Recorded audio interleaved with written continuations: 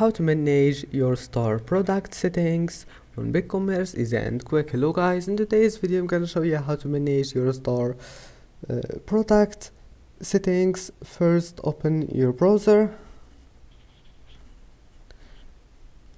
and then once you're here, click settings,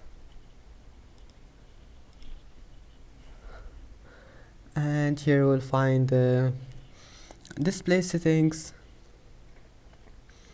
Then just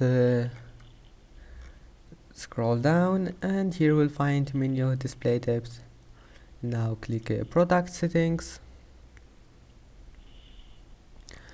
Here we'll find product settings. You can manage here anything you want, manage all of those here, and then click save.